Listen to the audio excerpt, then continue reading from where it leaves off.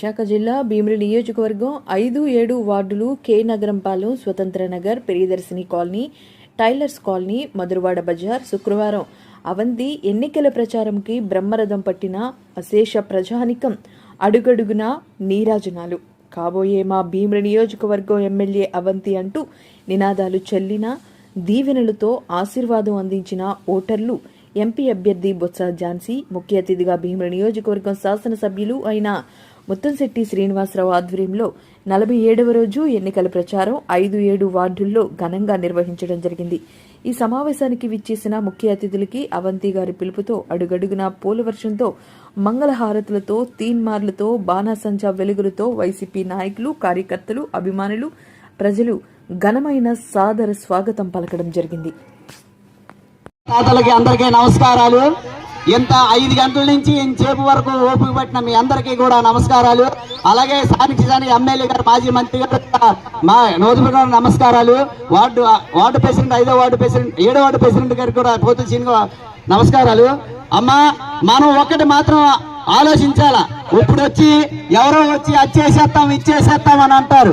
గతంలో 14 సంవత్సరాలు సీఎం చేసిన చంద్రబాబు నాయుడు ఏ రోజు కూడా సచివాలయాలు పెట్టాలని లేదా, ఏ రోజు కూడా వారంటీలు పెట్టాలని లేదా. ఈ రోజు వచ్చి ఇవన్నీ కూడా మేము ఈ డబ్బులు ఇచ్చేస్తాం, అది ఇచ్చేస్తాం అని అంటున్నారు. ఇవన్నీ ఉట్టు మాటలమ్మా.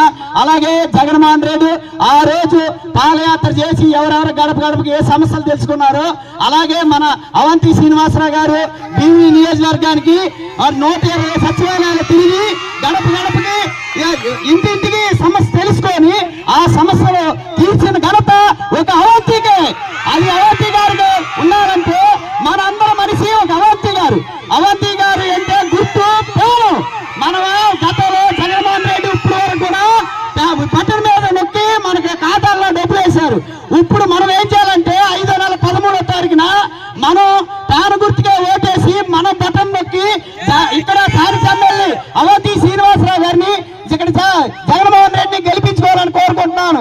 ఈ అవకాశం ఇచ్చినందుకు ఎమ్మెల్యే గారి పేద ప్రజల కోసం కొన్ని లక్షల కోట్ల రూపాయలు మీకు అందరికీ అందజేశారు. అని మీ అందరికీ తెలుసు.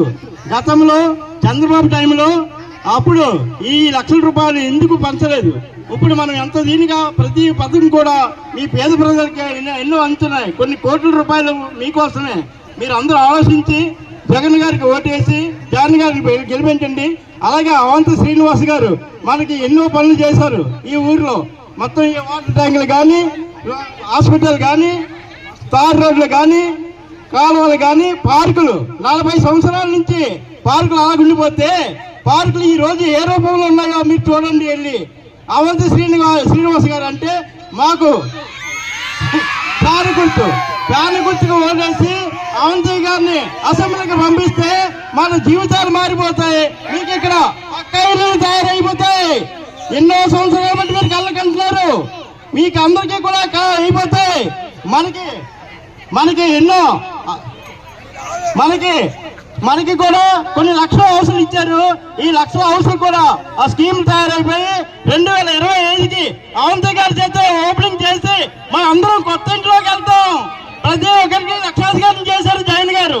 మాకు ఈ రోజు హౌసులు ఇచ్చారంటే మనం లక్షాధికారులమే. 5 లక్షలు 10 లక్షలు విలువ చేసి నాకు ఇల్లులు ఇచ్చారు. అవి కాలనీ పూర్తి చేసి అవంతి గారు మనకి ఆయన చేతుల మీద ఓపెన్ చేసి మనందరికీ పక్క ఇస్తారు. ఆలయాల ప్రవేశం లేదు. మరి ఈ బడుగు బలహీన వర్గాలకి, తాడిత పీడిత ప్రజానికానికి చాలా వెనుకబడతనానికి గురై ఉండేవాళ్ళు.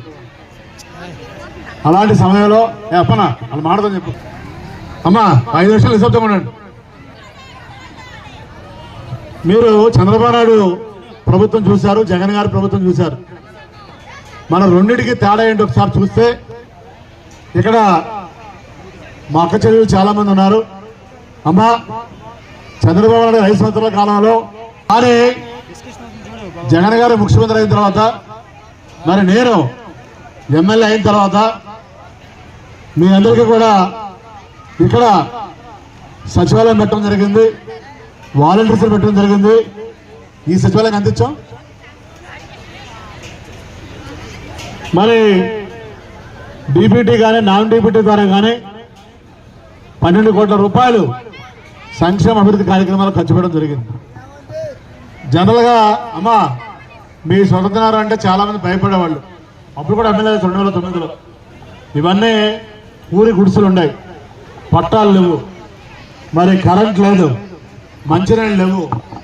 మరి అప్పుడు వాళ్ళు ఇప్పుడు ఎవరు ఉన్నారో లేదో తెలియదు. కానీ మళ్ళీ మన రెండోసారి కూడా ఎమ్మెల్యే అయిన తర్వాత ఉన్నామమ్మా.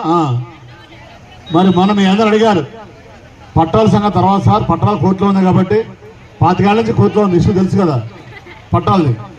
మరి మంచినీళ్ళు ఇప్పించండి సార్ అనగానే మా పోతిన శ్రేణి ఇద్దరు కలిసి మరి మీ అందరికి కూడా వాటర్ ట్యాంక్ ఏర్పాటు చేసి నేనే నా చేతులతోనే మీ అందరికి కూడా మంచినీళ్ళు ఇప్పించడం జరిగింది.